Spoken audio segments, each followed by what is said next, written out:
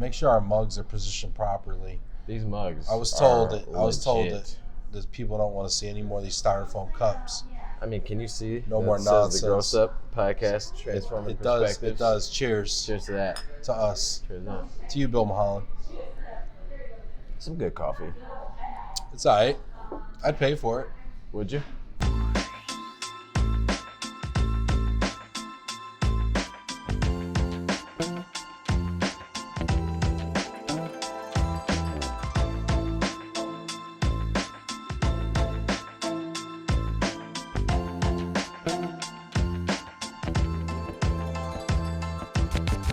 It's the Gross Up. It's the Gross Up for Show Up. It's Thomas Bailey. Ben Cross. How's it going, man? It's going all right, man. I feel like I miss you. Merry Christmas. I miss you. I really do. I miss you too. It's been at least 2 weeks since we've actually shot a podcast. I know, we took some time. Did it feel good though? I mean, were you like... You know how it is, like when you take a lot of time off and then it's like, dang, that was a lot of time. Then you're like, I feel how do I even do this anymore? What are we doing? Yeah. It took us 15 I need to be seconds retrained on my job. So what you do is you talk, I listen. I was hoping you were going to do most of the talking today. I'm a little under the weather today. You don't look like it. I feel like, Dude, I got this like playoff beard going on right now. Michael Jordan in the playoffs was sick that time. He had the flu and he scored. But he didn't grow some like Grizzly Adams beard either. Beards are in. Yeah, they're in-ish, but I mean, you still got to take care of it. Oh, they're in. Got the gray coming in. You got to start somewhere. They're in, bro. Anyway, but well, here I am. What are we doing today? I mean, it's at the end of the year. End of the year, but it's also the beginning of a new decade. I like the way you think though, because it's like, oh, it's the end, but it's the beginning. Yeah, you're a year is 363 over. I'm a decade is just beginning. Why do I gotta be? I'm just saying, hey man. I'm an optimist, man. You know what? I'm always glass half full. I believe in preparing for the future, right? And just doing that. Because I think a lot of us, what we do is we just let life come to us in a lot of different ways. Mm-hmm. And then we just kind of like are batted about wantonly through life as it happens to us. And I think we need to happen to life. Oh, like you're going to impose yourself on life. Yes, I impose my will on life. Mm-hmm. Okay, so let's be less reactive. So I think it's, and be let's more be proactive. Less reactive. Let's be proactive. Or just active. Just something. Yeah, remember Palm Springs? Yeah. Getting active. Oh my God, yeah. Oh. Yeah, see that? See?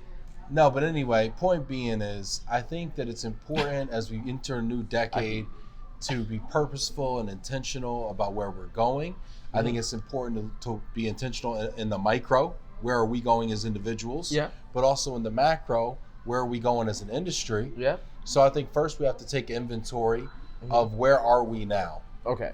We're ending the decade of the teens. We're going into the 20s. What is the state? I feel like I'm growing up. Of the moving and relocation industry.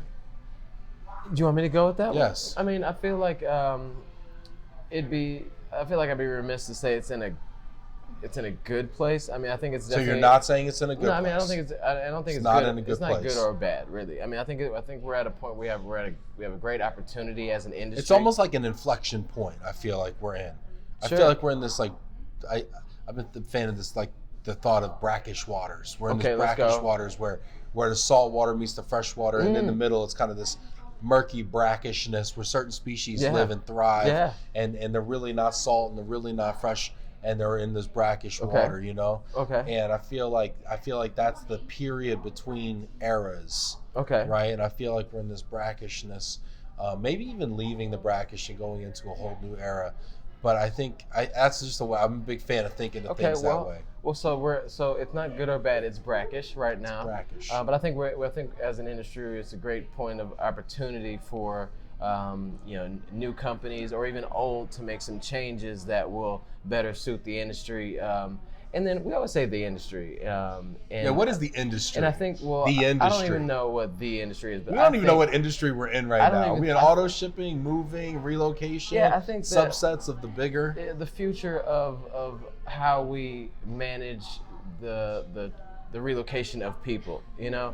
And I think a lot of times the changes that we make often are in benefit of the industry and the machine that this is, you know, instead of approaching it from like, what does the customer the end customer, not the corporation technically. Yeah. What is the person that literally has to move their family from Farmington Hills, Michigan to, California? What does that person have to go through? Right. Or Dubai, like, what do those people have to go through? And I think a lot of the companies that have shined in these last few years that we're calling at some point like disruptors, but they're not really. They're just offering something that is that the customer is demanding or needing. Yeah. So I agree with you, right? So when I look back on history, because I think the best way to understand the future is to understand history, right? Mm-hmm. And it used to be the customer's always right. And that was kind of a maxim of the early 1900s. Right. And then it became putting shareholders first, right? And that was kind of the maxim of 70s and 80s, right? You saw where that Wall Street, Gordon Gekko, greed is good, right? Right. And then it was about putting employees first. Okay. And now the current mode of thinking is putting employees first, such that if you take care of your employees, they're going to take care of your customers. Mm-hmm. Which is then going to take care of your shareholders. Right. And that is really the most important thing.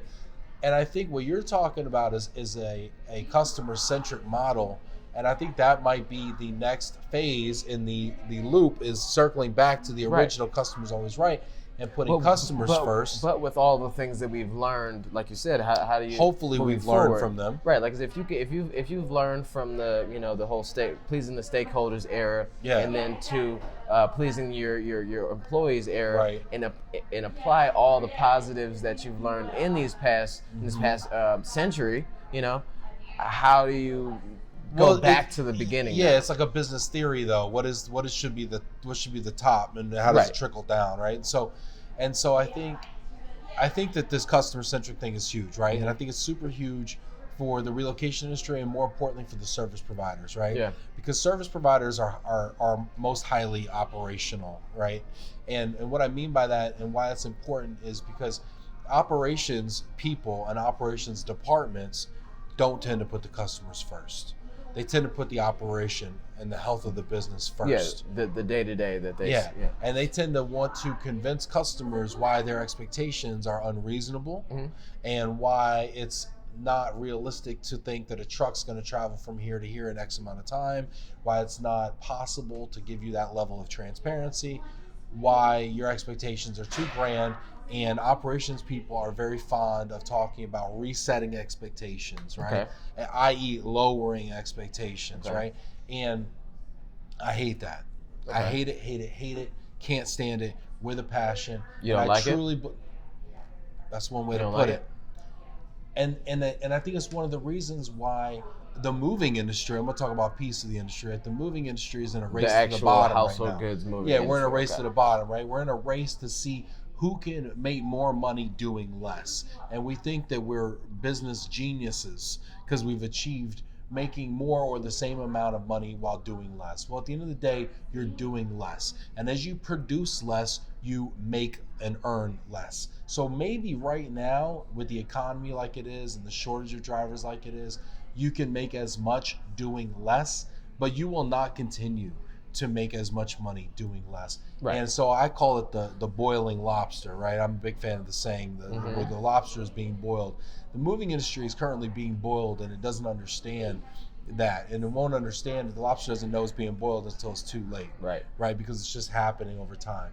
And so I think you have a lot of moving companies, a lot of van lines out there that are being boiled and don't understand it. And what they're trying to do is rationalize how the moving industry is not the freight industry. It's not Amazon. It's not small package. It's not FedEx.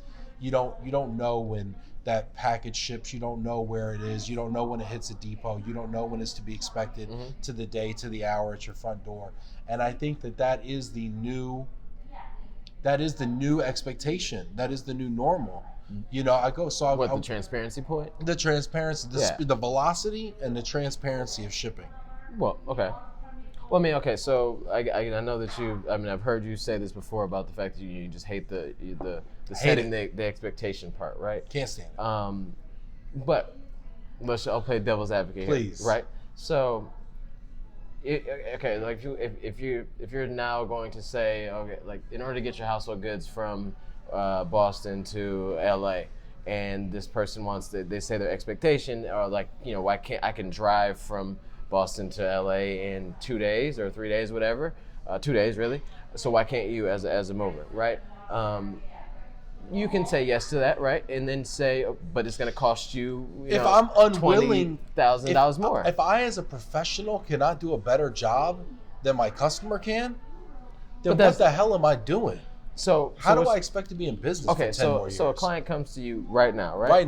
Right now, and says, Ben, I want you guys to pack and load this house tomorrow, but I want everything to arrive in LA. We're from Michigan. We're talking about. I want everything to arrive in LA on what's today? Monday. I want it to arrive on Thursday. Day after New Year's, 2nd of January. Yes. 2nd of January. Yes. The answer is yes? The answer should be yes. But is the answer yes for you? Well, today, in today's climate, the answer from a van line would be yes. It'll cost you, we're going to rate your, how big is your home? Right. 3 beds and... So you have a 12,000-pound shipment, let's say. Well, we're going to rate it as a 28,000-pound shipment. And we're going to give you exclusive use of a tractor trailer. Right. And we're going to load it up today, and we will see you on Thursday. Right. And we may also charge you overtime because we were driving on New Year's. Okay, and is that so reasonable? Now your shipment is going to be double or triple what you thought it was going to be. And is that reasonable? Is which part? Is the price reasonable, is that or everything is you the just said? time? I mean, everything, the way that the moving. Well, let me ask you, Mr. Customer. That. You have a problem. I gave you a solution. Do you think it's reasonable? I mean, for me, no. Why not? What do you expect? What would you expect? I don't know what it was. Well, no, I'm a little different than some of the people that we're talking about that will ask for something that just in. If you put yourself back a little bit as a customer, me asking, hey, can you pack and load this today or tomorrow and have it delivered the day after New Year's? I know when I say that's ridiculous. Well, let me tell you about companies. Let me tell you about companies that are going to win. Okay. Let's companies that are going to win are going to be local moving companies. Okay. Because what they can do is they can say, you know what? Sure, I'll come out to your home. I'll pack and load your rental truck. Mm-hmm. You know what? You said you could drive it in 2 days? Go ahead. Have at it, buddy. Have at it. Good luck with that. Right. And then you know what else? I'm going to call my buddies out in, where are you moving to? LA. I'm going to call my buddies in LA. They'll be waiting for you. And they're going to be there on Thursday, 8 a.m. Ready. And they're going to unload that rental truck for you. And if you're not there, it's not my thing. So, let me know if you're running late. No problem. We'll come out Friday for you. So what you're saying isn't, what you're saying is you just don't, I think what the part that you don't like is us as an industry or as someone that a customer is paying to do a service, telling the person that's paying that their expectation is incorrect, or I'm going to re-educate you on this. Yeah, their expectations, the customer's expectations, not incorrect. The operations team's capability is insufficient. Okay, well, so Uber, perfect example. I mean, because this is in the hands of. I mean, it's full transparency, right? And so if I jump on Uber or Lyft or whatever it is, and I'm in a spot that is just not very conducive to that traffic, and I gotta wait 10 minutes. Yep. They have just educated me on what my expectation is. And it's 10 and then you have the opportunity to cancel that ride and do nothing and take another option. Now the question is, what other option do you have? Get on a bicycle. You can hitch a ride. You know, there might be another app that pops up that gives you an option. Okay. Or you could wait your 10 minutes. Right. You know, get out there and start thumbing a ride on 10 Mile. What I'm saying. So what I'm saying slightly is illegal, I think. So nowadays. the model before that though was the taxi industry, and that would have been a 30-40 minute thing. Yeah, call that cab. So. I've taken cabs because Ubers took too long. Really? I've been standing at a I've been standing at a hotel. Oh right. Okay. From a hotel, yeah. I mean, because in the city, a cab is easier because it's right. I mean, it is right there. Yeah. Cabs at the cab stand, and the Uber's taking 10 minutes, and I'm just like, you know what? I gotta go. And then I get in here, and it's a filthy, dirty Prius, and the guy's got half his lunch sitting on the front seat. But what you wanted, when I try to give him a credit card for my $6 ride, he starts like scolding me and like. Wait, why? Oh no, never mind. He gets mad about the fact I'm trying to use a credit card like for a $6 ride.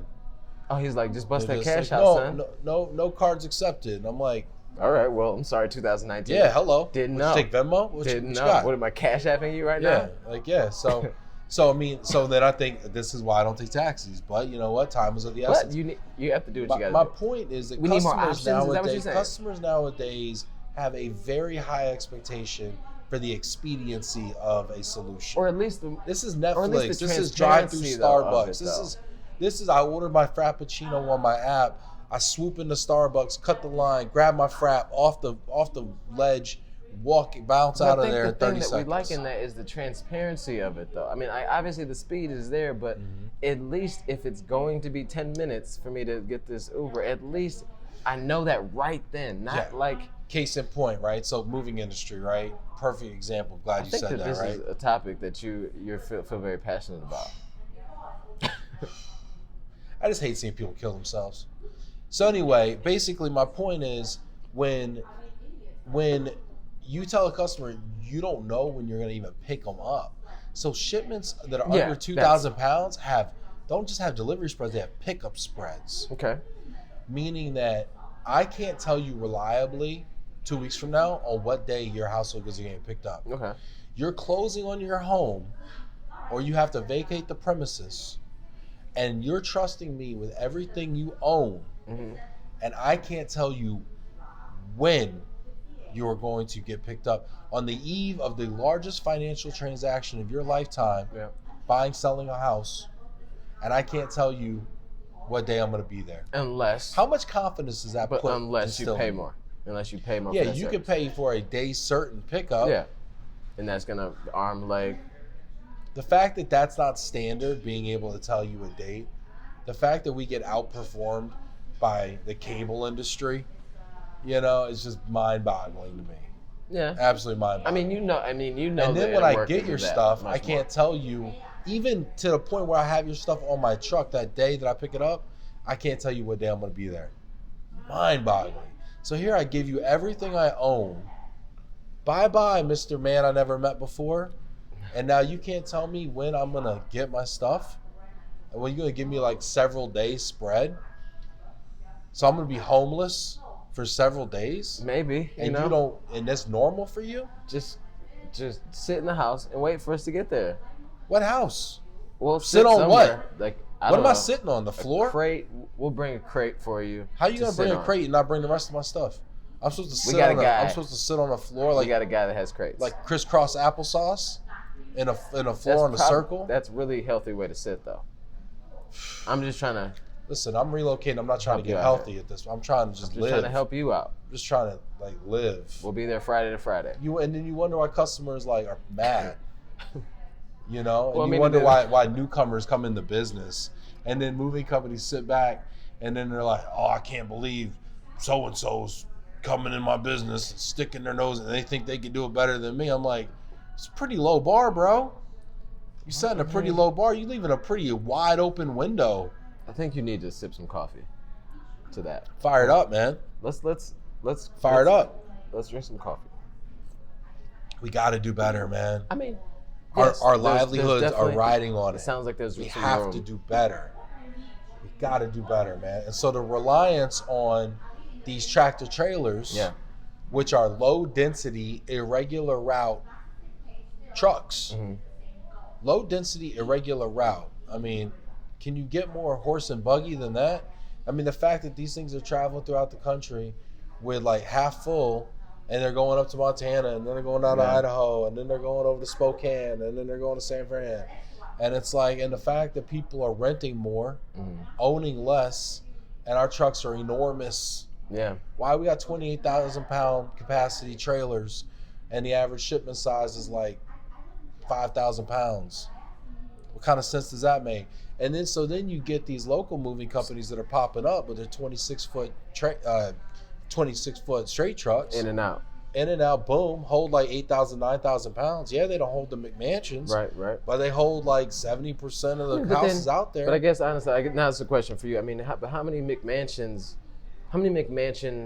people move, really, right? I mean, do you have a McMansion to go live, to go work somewhere for 2 years and then move to another McMansion on the other side of the country? You normally, with Mr. McMansion, Miss McMansion, you stay where you are, right? Well, yes and no. I mean, most nowadays, of the time, yes, people are selling their homes at a slower pace than ever. It used to be your company would buy your house, move your whole self, and every 3-5 years, and that was your rotation, and you knew what that was because you were an executive at a company, and that was the deal. Yeah. You know, and that's not the deal anymore. Yeah. But so like you mentioned the smaller shipments of 5,000 pounds or less and all that stuff. The more people that are moving towards that, lump sums are just like piling up. Obviously, I mean, the more and more lump sums. We had a conversation the other day that you enlightened me on some things, and I didn't even really think about the other side of this whole lump sum thing that we're not really looking at. The pie is much bigger. How so? I mean, because you mentioned that the lump sums. Whenever we talk about lump sums in the in this industry, we're talking about the current book of business that we have, and say that's 100,000 shipments a year, right? Oh, the corporate relocation. Yeah, the corporate relocation is 100,000. Yeah, and then we're talking about lump sums because like slowly but surely that 100,000 has turned into 75,000 and blah blah blah, right? Right. But then you mentioned something about the fact that those fully paid for direct build household good moves for corporations is declining. That number is declining. But then you mentioned the other day that the part that we're not talking about is the fact that bless you. I don't know if that's a bless you. I don't know. It came out everything. The fact that the pie is bigger than that, because for all this time that we've been fighting over this 100,000 shipments, there's been companies every day in and out shipping 1 or 2 people a year, and there's thousands of companies that do that, and they make up much more percentage of our local economy than I think we tend to look at the industry as the amount of people that move with these 10 moving companies that report up to AMSA, or the amount of employees that transfer within these companies that report up through ERC. Yep. But what I'm finding, the more I dig into this, is that all these shipments are outside of AMSA companies and they don't report up to AMSA's numbers. All these employee relocations are outside of ERC member companies, and they don't report up through Worldwide ERC, right? There's so many companies out there that offer lump sums for 1 or 2 moves a year. Right. And in the aggregate, to your point, I think, in the aggregate, that number's as big as all the companies in the aggregate that do report up to ERC. What we're fighting over, right? Right. And so when you look at, like, for instance, my company, my company gives lump sums. Well, we give we move people, and then we give them a miscellaneous expense allowance. In truth, but how many is that in that's a year? 1 or 2 a year. Yeah. How many law firms move 1 or 2 associates a year? How many doctors' offices move 1 or 2 associates a year? Because all of hospitals and medicine. I mean, one of the only industries that's really growing and healthy from an employee standpoint. I mean, their whole culture, right? Their whole culture is lump sum. Right. The whole culture of medical professionals is lump sum. I mean, because is it not in their benefit? Is it not in their benefit? I mean, because if you're moving 1 or 2 people a year, why would you go and find or do an RFI or RFP for a relocation company? Right. You're a small office. You probably have an HR generalist doing everything. Yeah.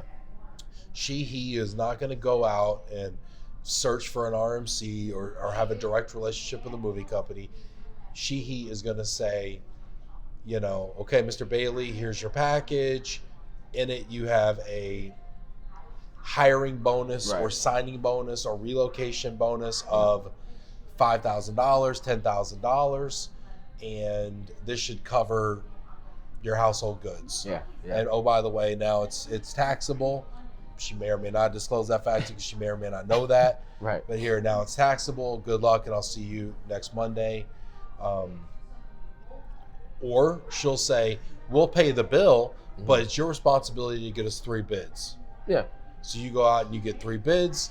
and then you send them into us, and then we'll pay the bill. It just doesn't happen enough for me to do anything different than that. I mean, 'cause why would I use that much energy and time to invest in making this a whole program when it's not even a program? Think about this, right? All the COD moves, that means cash on delivery, means all the residential moves, consumer, the non-corporate, non-military, non-office moves, right? John Doe moving, right? When we go out and we see Jane Doe in her home and she's moving from Michigan to California,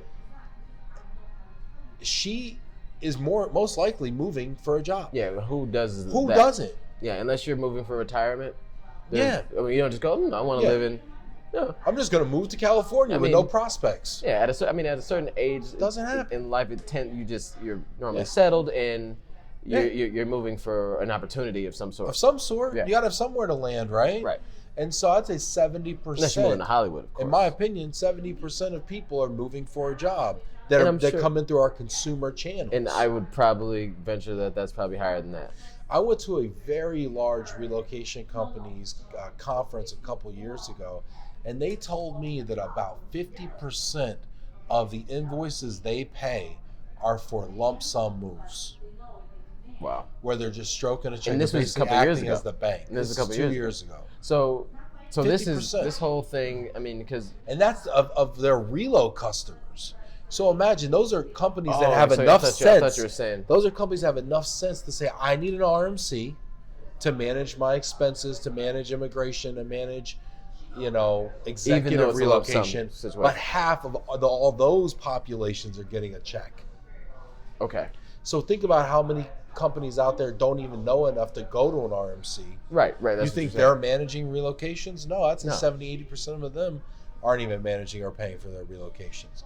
So the good news, the bad news is it's way worse than we thought. The bad news is lump sum is way worse than we thought. The toothpaste is out of the tube. The horse is out of the barn. But then the good news is there's a ton of opportunity. There's a ton of opportunity out there. I mean, because we've been talking about.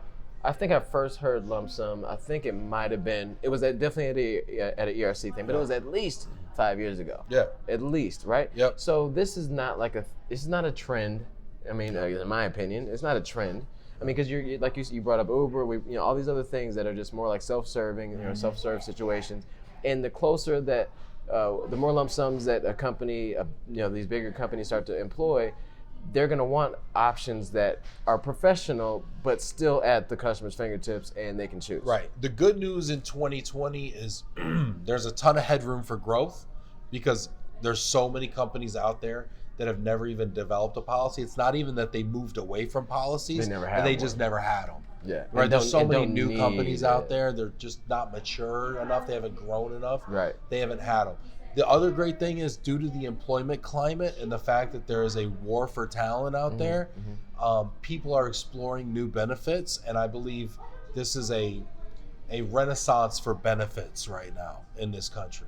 So if you couple the fact with there is companies out there that just don't know any better, and they're always looking for new ways to improve their employment brand and bring people into the fold, I think those two things make relocation ripe for companies to go out there and invest in educating their client base or their prospective client base, and making on the benefit of and simplifying these offers so that people understand it. Right.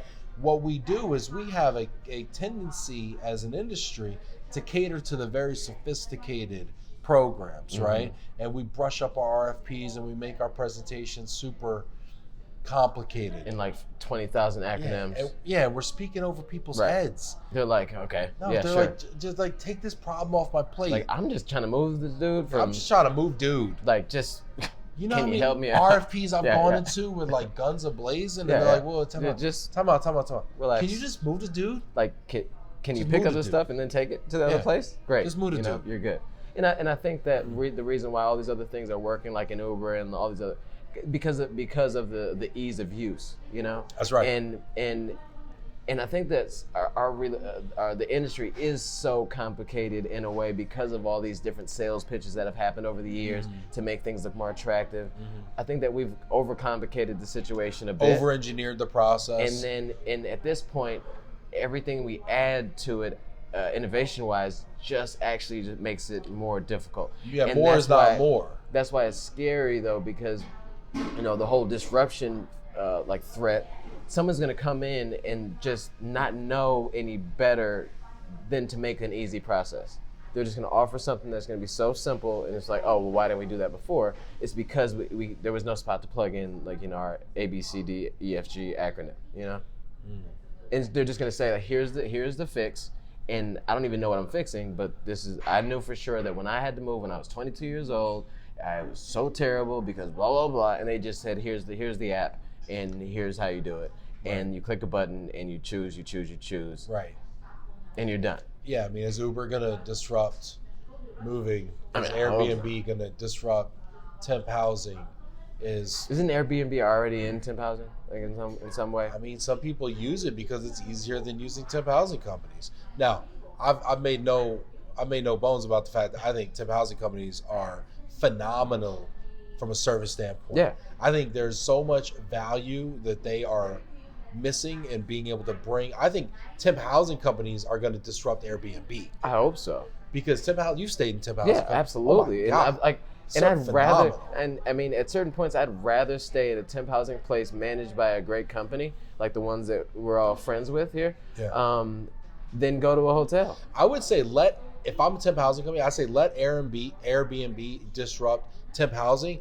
Temp housing, I'm going to go disrupt hotels. Because Airbnb, in my opinion, doesn't. I mean, you can replace a hotel, but I mean, if you want that, Airbnb can't replace a temp housing, a great temp housing. Yeah, company. if you want because because Airbnb technically is a temp, like a one-off. They're like a micro temp housing. Yeah. See, the thing is, where I see the difference is Airbnb is good for like 1 night, 2 night.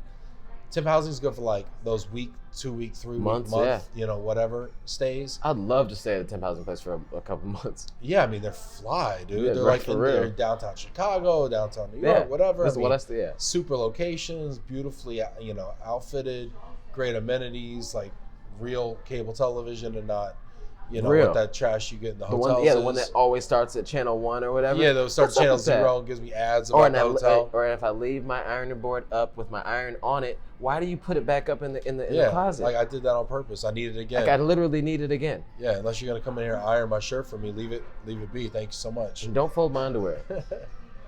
Yeah, I got my underwear folded in Puerto Rico. Yes, exactly. That's what we're talking about. Folded. As much. Don't want it. Leave it alone. All right. Sorry about the underwear thing, but so temp housing. I mean, so lump sum is here to stay. Is it? I'm asking you. That was is lump sum here to stay? The bigger thing I'm worried about. The bigger thing I'm worried about is relocation here to stay. Because I'm less worried about lump sum because that's an education issue. And that's a thing. I'm okay with education issues. I mean, I make podcasts and stuff. But I mean, I'm fine with education. I don't think lump sum's an issue though. My problem that I can't solve for is remote workforce. That's the problem I can't solve for because I believe because they're not moving. They're not moving at all. And it's like if I hire a senior executive and I say, you know what? Stay where you are. Stay where you are, man. Like we have, we're hoteling office workers now. We're in a flexible work scenario now. Like adding one more person to the mix just increases my rent. Right. And if you're happy where you're at, and by the way, it's a deal breaker to move.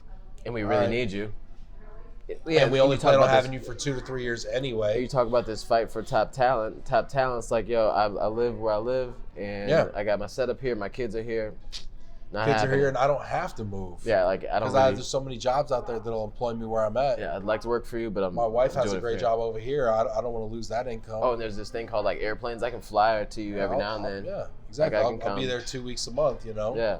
I did that deal. I was out of Dallas, and I was in North Carolina 2 weeks a month. I didn't know that. Okay. For like 4 months. That's dope. Yeah. It's tough to be away from the family, but it worked out, right? Right, and then they wanted me to move to North Carolina, and I said, well, it's going to cost you a lot of money, and they doubled my salary. So they could have left me on the couch in Dallas, or they'd have to double my salary to move. And most companies would have just left you in Dallas. Now, I will say this. They made a lot more money moving me because what we were able to do when I took on a management and leadership role versus just being an independent, individual contributor was a lot greater. Yeah, because hiring a remote and leader that is different. the beauty of relocation. Yeah. And that I think is when the value proposition that we again have to educate people, companies on, is the fact that you can get access to a person when they work remotely. Yeah. But they don't come in and impact the culture in the same way when they're not on site. Yeah. And I believe you have a very strong remote culture. Because there's some companies out there that are the majority of their workforce is remote, and then they have a really good way of getting together with all this technology that's out, whatever. Unless it's like that. I've heard of that, but I've not seen that. Yeah, you can't have. You work remotely, but you're an individual contributor with dotted line relationships. If you were to one day say, I go in. If they were to say, all right, Tommy, you're the CEO of Relotrans now. We're going to back up the truck for you, and we need you out in Newburyport. I guess I got to go. Could you? Let me ask you. Could you be the CEO? No. From Farmington Hills? No, I could. Because when I go back, and to what you said. When I go back to visit for a week or whatever, quarterly, and I really like working from home, and I think on a personal level, for my own, goals and aspirations within the company, it's great for that. But when it comes to managing a team, or just not even just managing, working with a team and actually being part of the culture and all that, and even just maybe not changing the culture, but being affected by the culture in a positive way. When you go for a week, it's like, it's almost like a breath of fresh air. Then you go home to okay, now I'm a part of the team again. But you need that reboot. They flew you out there for the Christmas party. Yeah, and I was out there for a week. And it wasn't for your singing. Right, exactly. It was for the relationships. Don't be a hater. Go check out the video. I'm amazing. No, but so I purposely do it for a week. The Christmas party is obviously one day, but I come for a week because of that thing. I want to meet and greet and talk to people that we've hired in the past. It probably fires you up a little bit too. Absolutely, because then you really get to feel what's going on and see what your work has affected. It's the difference between going to a conference and just attending a bunch of webinars. Wow, good example. We could sit in front of webinars. I could do 20 webinars in a week. That's a great example. I could FaceTime people and drink with them for 3 hours every night. And would it feel the same as going to a conference? I don't think it would. But have you ever heard of a conference webinar though? Tell me what that means. I don't know what it means. But if you that would be hot. Okay, let's do this, right? Let's do a virtual conference. That would be so dope though. Where we lined up all the breakouts, everybody and then you get to attend or not attend, and then you have a keynote speaker drop. There's breakouts now. You could form tables and do breakout or do round little ERS. Imagine. And then at 5 o'clock, everybody starts having some drinks. And then you could go and tie all the regionals you could together. couple up. You could couple up with little you do at a bar. I'm gonna talk to these 3 people over here and have a little all right, Thomas, John, I'm out. I'm gonna go talk to these people over here. Boom, boom. Bro, it's and there. That would be great. That'd be kind of sick. But what if you did a thing where you got all the regionals together? The regionals, we all met at DRC, but then at the same time, all the other regionals were meeting at the same time, and then they had all the virtuals from on site. Then you could have your own. Let's play that through, right? So now here we are in Detroit, and there's 50 of us, right? And then in every one of them, there's 50 of us, wherever they are, right? Yep. And then we have them on a big screen or something. Yep. And we see them. Yep. But am I ever going to leave my group of 50 and go over to this kiosk over here to talk to and to Skype in over here? I might do it for a novelty. Hey, here I am. I think it'd be fun. But I'm not gonna but that is the whole point of why the physical is so important. Yeah, it is.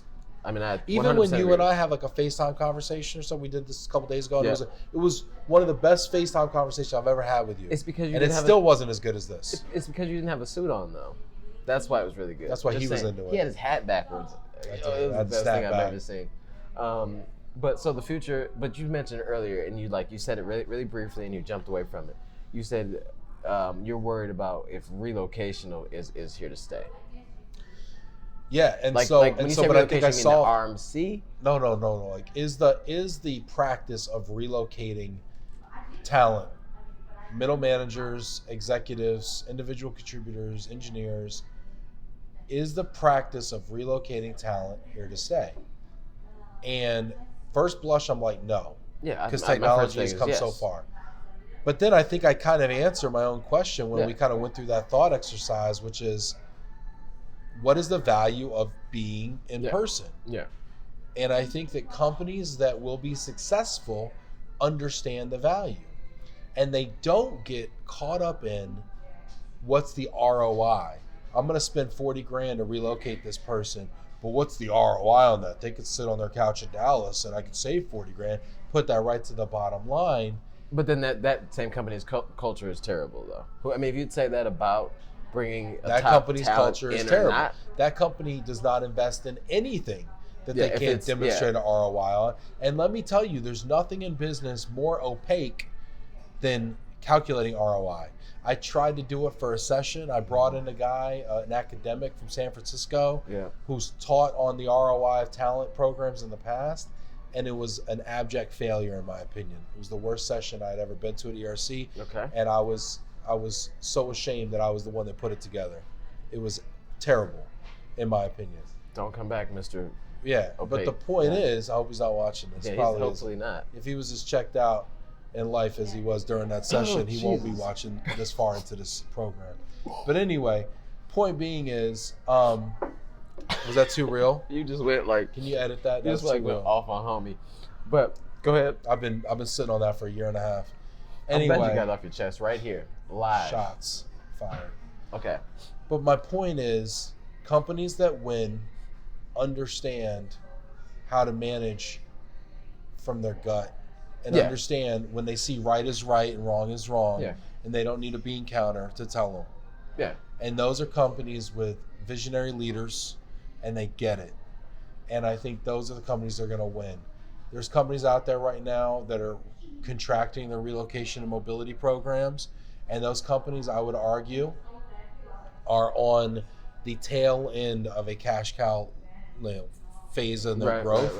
And they are at this point looking at, how do I save money to increase profitability?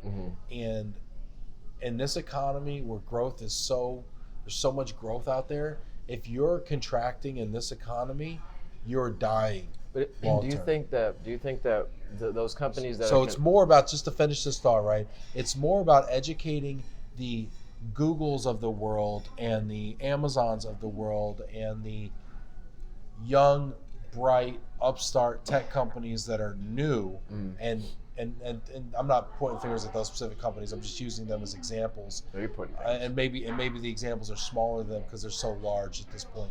Yeah. But it's educating the new tech-heavy companies and the new companies that are being created in this economy on the value of relocation and mobility, and taking the onesie twosie reload programs that aren't really programs at all and educating them. And those companies can be found not at ERC, but at SHRM. They don't even know ERC exists. And that's not a knock on ERC. And ERC people, if you're watching this, please don't take that as a knock, because I love you guys.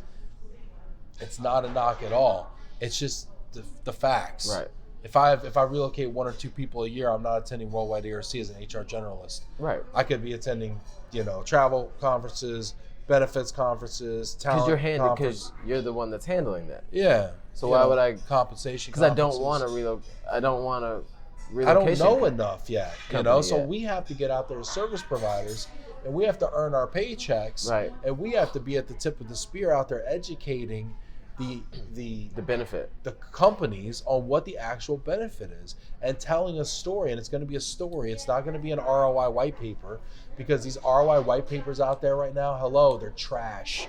I've seen them all, the presentations, and they're talking about the amount of time you miss at destination and this and that.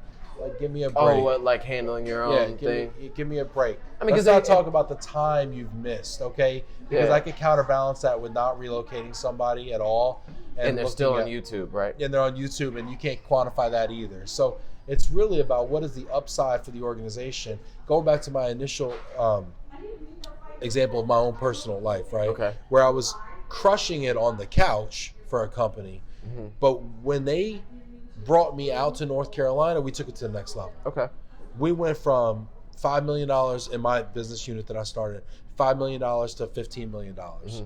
And all these acquisitions started to happen. And all of these growth things and all of these other people started to be brought into the organization. Mm-hmm. They grew their little departments up by millions of dollars, right? Yeah. And so we tripled growth. So it wasn't even a question. It was the 20 grand or whatever it was to bring me out there. Yeah. Was that worth it? Yeah. Or the increase of my salary? It was like it wasn't even a question. Right. Right. And I think that's where we have to get people's minds to. Yeah, and I think that so my question to you was, I was trying to hold on to it. Obviously you're saying you want to educate those onesie twosies or even the bigger ones that handle it themselves because they don't feel like they need a relocation company. So if you educate them on the benefits of that process, that'd be great. But then is there a problem with what the relocation industry is offering? Because whether you educate them or not, if they don't want what you're selling, hey, I get it, thank you, blah, blah, blah. But is there something that we need to be adding as an industry or changing as an industry, at least having another offering that makes sense to the onesie twosies? Because if it just costs this much and this is not what we're trying to do, I can't. You're asking two questions, right? One is the product, what we're offering, the right product. Right. And two is the cost of the product, the right price point.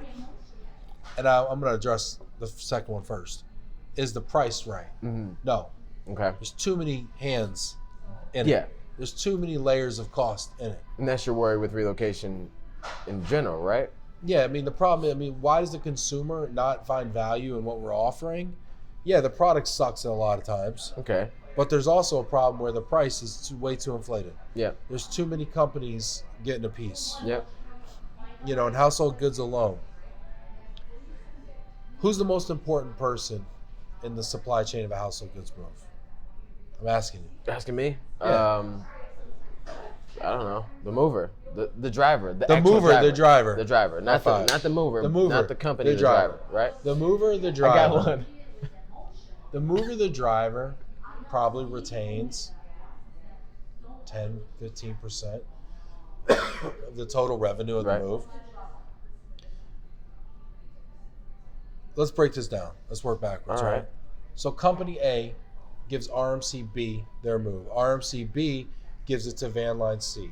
Van Line C gives it to Agent D. Agent D gives it to Driver E. Oh boy.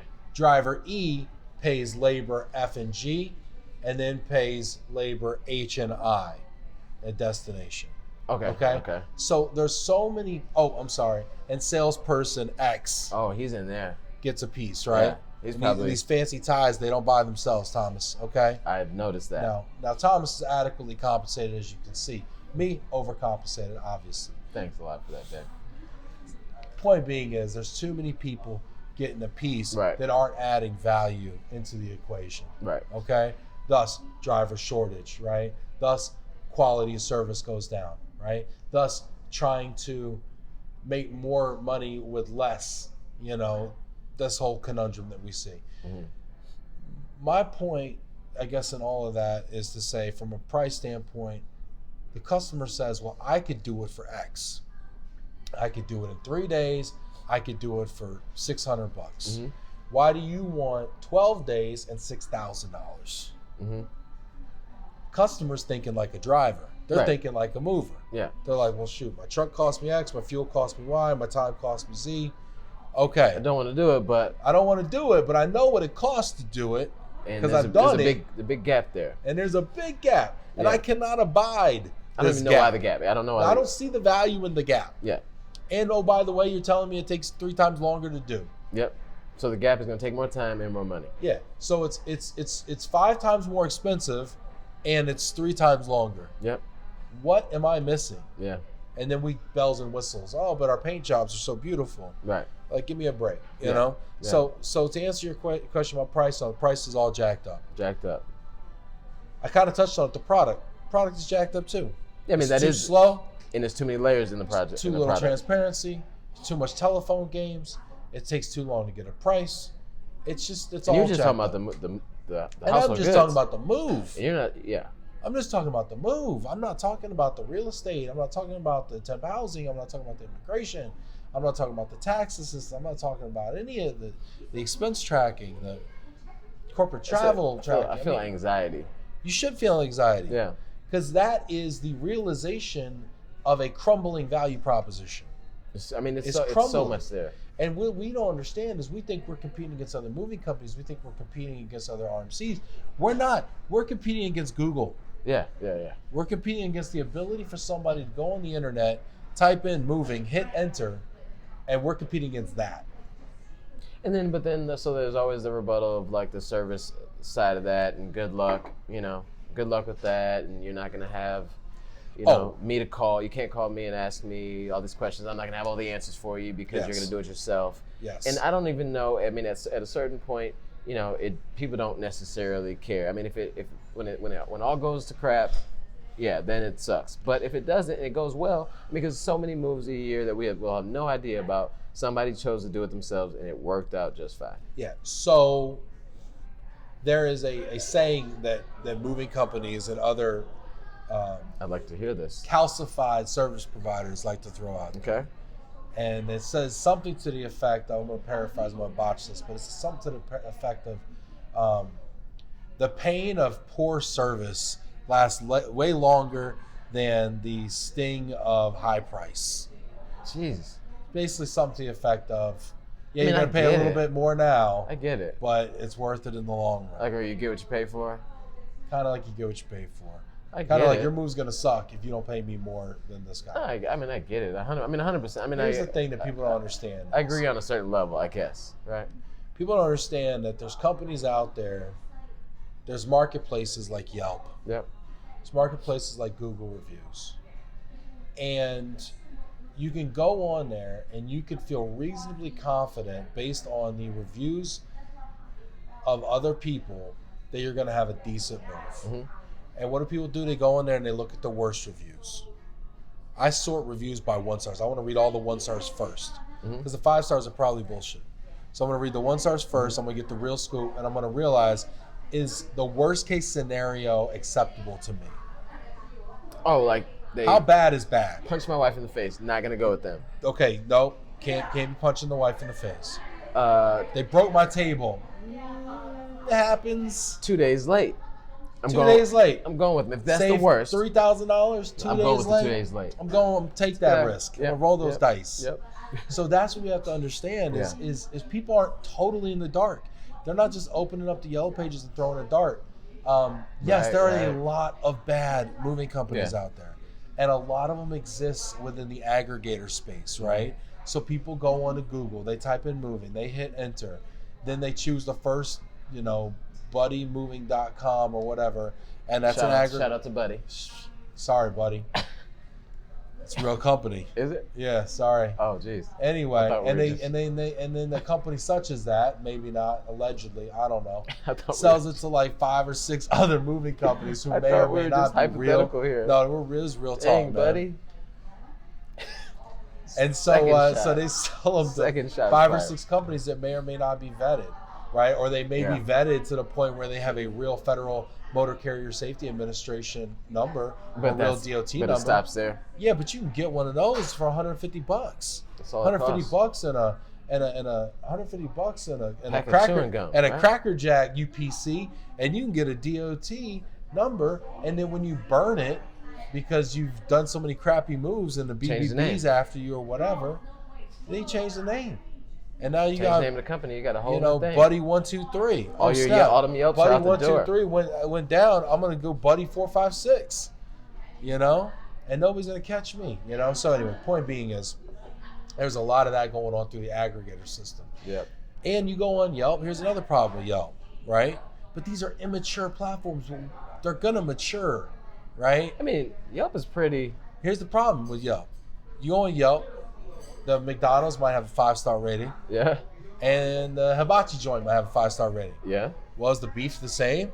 No. Oh, I see where you see what I'm saying? You just roll with it. Yeah. And that's because nobody goes to McDonald's looking for hibachi. Didn't meet my expectations. Yeah, that's all. I feel like I got a fair value for my dollar. So if I paid $100 to move and they broke two of my tables, you basically I give them 5 stars anyway. I see what you just did there. You just attacked the whole "you get what you pay for" situation a little bit, or like it's like you rate what you pay for. Yeah, I paid $5 for this thing, and I got $5. $5 worth of 5 stars. Right? And I paid $30 for this, but the problem lies with I went to the hibachi place and I got a $5 burger. Yeah, like what if you were in the mood for hibachi, and you went to McDonald's because they had 5 stars, and you got a $5 McDonald's hamburger, but you're taking your whole family out for hibachi. Yeah. You need hibachi. Yeah. So what'll happen with moving is you go on there and you look for moving on Yelp, and the 5-star reviews are for companies that provide like a dude. Yeah. And he's gonna load your Penske and he truck. does a good job. He may. He's nice. But you got your $50 worth. Right. Yeah, like I'm not gonna tear the guy apart. When everything turns out at destination to be scratched, damaged, missing, whatever, there's no accountability. You already rated the guy 5 stars. Or how about this? Your furniture is actually nice and you care about it. Yep. And it's not disposable. And so now you get to destination and your dining room table, I just bought a dining room table, spent $1,000 on it, right? And now it's got a scratch down the middle. And now it's time for... It does in real life? No, hell no. I used a real mover. We did the buddy thing and then you did the thing. No. I didn't know what we were doing. No, and now this is hypothetical. Hypothetical. Scratch, no scratch. I move with Buddy, hypothetically. I have a scratch down my hypothetical table. Now it's Christmas. Everybody comes over and sits around my table. It's got some wild, janky scratch down the middle of it. Call it art. Yeah, and now my mother-in-law is looking at me like I can't provide for my family and her daughter. She should be questioning this whole arrangement. Should be ashamed. I should be ashamed. Yeah. Should have used university. Or somebody decent, Yeah. But my point is, you can go out there and you get a lot of different levels of service. Star ratings give you a false sense of comfort. Mm-hmm. Aggregators give you absolutely, totally the wrong impression. Yeah.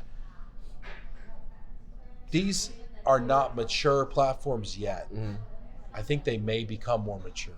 So even though they're garbage today, they're not going anywhere. They're not going anywhere. They're not going anywhere because they're still making money. No, they're not going anywhere. Yelp is not going anywhere. And they'll change like their formulas and things like that, and kind of make it.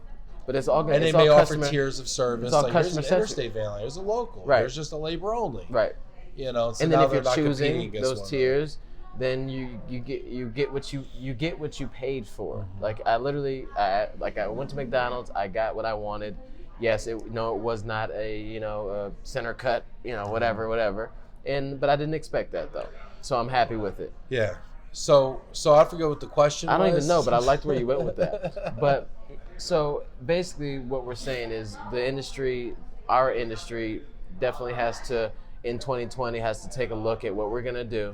We have to improve our product and we have to improve our pricing. And we have to innovate in both ways. Yeah. And by innovating in pricing doesn't mean take things out of it means lower our pricing by eliminating costs that don't add value. Yeah. Because consumers have no patience for costs that don't add value. Or they don't know what the cost is. Problem with what we do is customers have done it before. True. Customers may not have done their own immigration before. They may not have bought or sold a home. Things like that are just very... because they don't have a real estate license. But most of them have moved themselves to some degree before. Or even if they haven't, in their heads, it's like, you just do blah, blah, blah. It seems obvious. Yeah, it seems intuitive. Yeah, I mean, like you said, immigration and temp housing, things like that. It's a little bit different. Well, even temp housing, you got Airbnb. Yeah, like, I could just go to whatever. Couch surf with my buddy in Atlanta. Yeah, and then so on another level too, we have to educate all these companies out there, not just the big piece of the pie that we've already. Yes. And what I really liked about the piece of the pie thing, I mean, because the whole 100,000 that we talked about that we're worried about, that's shrinking and all that. You're also saying that the industry needs to maybe take a step back from the elephant and say, look, it's bigger than what we think it is. I mean, there's more out there than we're like the SHRM thing. It's more out there than what we're looking at. That's saying like, hey, I'm we relocate 500 people a year. It's bigger than that because there's so many companies that just need 1, 2, 3, maybe even need help on that, but they just don't know. Yeah, I mean, if I was an association president, right, and what's ironic about this whole conversation as we sit here right now is that Worldwide ERC's association president is gone, and I don't know that they've announced a replacement. American Moving and Storage Association's president is gone. They've also not announced a long-term replacement. They have an interim. So both of these are without long-term leadership plans, which I think is interesting. But if I was the association, I would take some responsibility for this education. And, I know that both of them have tried, but I think there's a lot of work to be done. I think when I look at, technology companies that are innovating and disrupting, the first thing they do is they go after widespread adoption. They don't go after immediate monetization.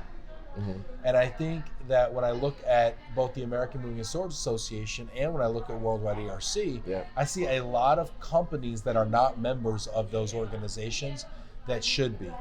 And because those companies aren't members of those associations, they're not getting the benefit of the education. Right. And you say, well, if there's benefit, they should be charging. Well, yeah, except the fact that if 20% of the companies that are relocating people are members of Worldwide ERC, then where are those other 80% of companies getting their information from? If AMSA has 2,000, 3,000 member companies that are moving companies, but if I go on Yelp and I find 100 in Detroit that aren't members of AMSA, that aren't a pro mover, that are just a dude in a truck out there trying to make a living for his family, and he's not a member of the American Moving and Storage Association, then I'm wondering, wait, am I missing the boat? Are there people out there that need to be educated that I need to kind of bring into the fold? Somehow reach. So we can kind of instill some standards in the industry. How do we reach these people? Yeah, right. And so maybe, the membership, maybe the organizations need to rethink their membership model and say, how do I get widespread adoption so that I can educate the folks that need to be educated, and then work on monetizing that later. At a later date. Exactly. Figuring out how to reach these ones that we haven't almost not even considered. Right, we don't count them. They're like we don't count them because they have 2 lump sums a year. We don't count them because they've never done one truck. They're independent, and they may or may not even have authority to move. But in total, they add up to more than we've ever even probably moved as an industry. But in total, they're eating our lunch. Yeah, in aggregate. In the company that comes in, that is the disruptor, but they don't disrupt our space immediately, but they cater to that huge opportunity. All they have to do, once they figure that out, all they have to do is just switch the app a little bit. I mean, I use app just because it's easy to think of. Switch the app to a more of a corporation-facing looking side of it. Then they've now disrupted the relocation industry just like that because they built this whole base and they've done it and it's worked for this side. There's moving companies that are not members of AMSA, and then there's corporations that are not members of Worldwide ERC, and they're doing business together to the tune. Like, so much business is being done together that it should scare the hell out of me if I was either one of those. And if somebody came in and fixed that for them and made it work. When you look at ABF, Arkansas Best Freight Company, right? I actually didn't know what that meant. An LTL company out of Fort Smith, Arkansas. Yep. And you look at what they did coming in as a $1.5–2 billion freight company about 15 years ago. Taking all those freight trailers they had, those 28-foot pup trailers, selling space on them that wasn't being taken, putting up a bulkhead, and then glomming onto that labor services at origin and destination to give the consumer essentially the feeling of a full-service long-distance move. When you look at what they were able to do, without AMSA, and just go and then bring that to market via a website where people could actually put labor with transportation, with labor, just huge. And then you look at the pods that came about in 1998. I worked there for 4.5 years. And the fact that they were doing 100,000 long distance moves a year back when I was running their long distance, and this is back in like 2011 or whatever. Ice Age. Yeah. You know, so God knows what they're doing now. You know, I mean, these are heavy numbers. Yeah. You know, of long distance relocations. And they don't even come to. And they're not even. They don't come to AMSA. Yeah, they don't go to AMSA. They're not members of AMSA. Yeah, I think I've seen pods at ERC now. Oh yeah, they're at ERC because that's where the customers are. Yeah. But they don't have any value in the American Moving Storage Association. Right. They don't perceive value. Right. And a lot of that they would say is because AMSA pushed them out of there. Yeah. You know what I mean? So we're pushing people away, and maybe we need to be bringing them in. They could be bringing a model that we could adopt and use or learn work from them. Yeah. Partner with, right? Yeah. You know, and then conversely, on the ERC side, the fact that we talked about how tens of thousands of companies out there relocate people without relocation policies, without, you know, uniform benefits, without relocation management companies, without service provider agreements. And if you listen to that list of things that you just listed off, and you're listening and you're like, it made you cringe because they're doing it without all this, then the answer is we have to figure out a way, like you said, to educate these companies of, you know, why you need this. But then at the same moment that you're saying why you need this, it needs to be the model needs to be a little different for that company to say, sure, I can see how that would work, and not change and not add another $100,000 to our program. Yeah. A year. Yeah. Or more, whatever. There's a lot of legwork that needs to be done, but I think the first step, I think what we've given people today is we've articulated the problem. Yeah. I think, you know, the first step is admitting you have a problem, right? I think before in relocation and moving, we felt there's a problem. Mm-hmm. We felt like the water was getting hot. Yeah. But we didn't understand there was a burner underneath us on high. This whole time, just slowly and boiling. So I think what we've done here is we've articulated the problem for the moving industry, we've articulated the problem for the relocation industry. Yep. And now it's really up to you guys out there to figure it out. And this is a great conversation, especially with ending a decade, leaving a decade behind us, and starting a great new decade. We're in the 20s now. We're almost able to drink. As an industry, we can all sit around a bar one day. Maybe just one more year, we'll be able to sit and have a drink together. Yeah. But yeah, I mean, 2020s are going to be an interesting decade. Yeah, man. Things are changing faster than they've ever changed. Technology's, you know, growing faster than it's ever grown. And we know that, you know, as an industry, we know that things are changing. So I can't wait to see the comments on this conversation, and hopefully, you know, we can all learn something from this and move forward in a wonderful way. Did you do this position? I was told that people don't want to see the styrofoam. And I'm all about personal stuff. I'd love to know what you see for yourself, or one of the things that you're implementing in 2020. I do not like the whole New Year's resolution thing, but since it's a great time to look back at the last decade and look forward to see what you want, you know, what's next for you. What do you see yourself doing or changing or adding to your life in 2020? Business, anything. Talk less, do more. Okay. Wow. And you? I'll try not to say it like you said it, but I mean, just do more. Yeah.